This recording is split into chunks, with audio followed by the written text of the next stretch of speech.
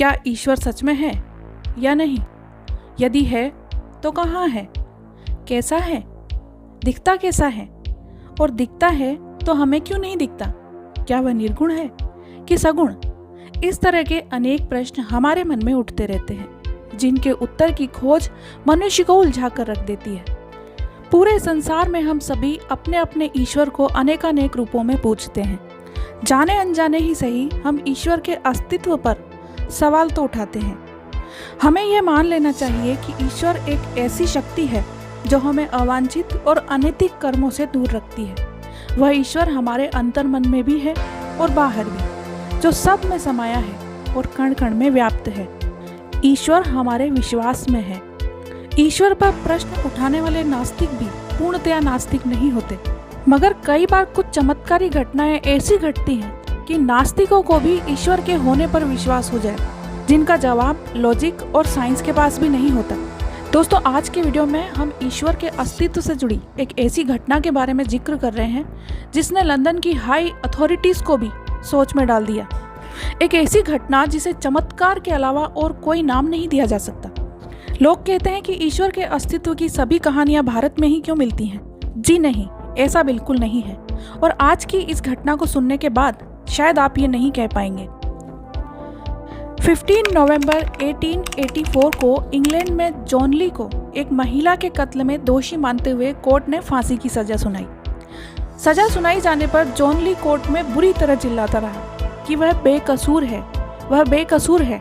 अगर कोई भगवान है तो मेरी मदद जरूर करेंगे। 23 फरवरी 1885 यही वो दिन था जब जॉन को फांसी दी जानी थी।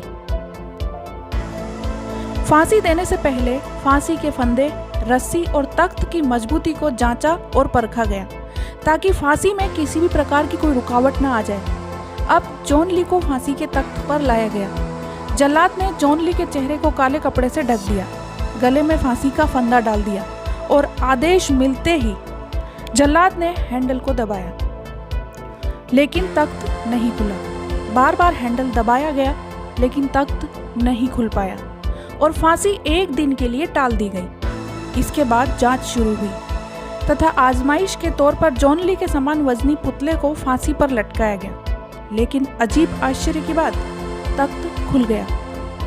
दूसरे दिन जॉन ली को फिर से फांसी के लिए लाया गया और उस दिन भी तख्त नहीं खुला। जॉन खुशी से चिल्लाया कि हे ईश्वर, आप सर्वत्र हैं, निसंदेह आप मेरे साथ हैं। फांसी एक बार फिर से टल गई, पुतला फिर से लाया गया, लटकाया गया और फिर वही बात, तख्त खुल गया। तीसरी बार फिर से जॉन को फांसी के तख्त पर लाया गया। जल्लाद ने लीवर दबाया लेकिन तख्त आज भी नहीं खुला। यह देख जल्लाद भावुक होकर हमेशा के लिए अपनी जॉब छोड़कर चला गया। मौजूदा कर्मचारी हक्के बक्के रह गए। फांसी फिर से टल गई। ये बेहद अजीब घटना थी। इस कारण केस अब हाई अथॉरिटीज के हाथों में था। हर एक चीज को गहराई से जांच पड़ताल की गई। आखिर एक शख्स का 3 बार फांसी से बच निकलना कैसे मुमकिन है? इतिहास में ऐसा कभी नहीं हुआ था। लेकिन जांचों में कुछ भी नहीं आया और मान लिया गया कि लॉक की अटकन हो जाने से ऐसा हो रहा होगा। तब सरकार ने सोचा, क्या जॉन ली को शूट किया जाना चाहिए? जज ने हर पहलू पर पूरी गंभीरता से विचार किया और माना कि जब जब जॉन को फांसी दी गई होगी तब तब वह पल पल मरा होगा। जज ने यह भी माना कि कानून ने जॉन को फांसी पर चढ़ाकर 3 बार मारा है। कानून भी ईश्वर के आगे नतमस्तक हो गया था और जॉन ली को छोड़ दिया गया। जॉन ली को लगाए गए उस फंदे को हमेशा के लिए उतार दिया गया और म्यूजियम में आज भी सुरक्षित रखा हुआ है। ब्रिटिश कानून असफल रहा क्योंकि उन्हें ईश्वर की ताकत और जॉन ली के बेकसूर होने का आभास हो चुका था। रिहा होने के बाद जॉन ली परिवार के साथ लंदन चला गया।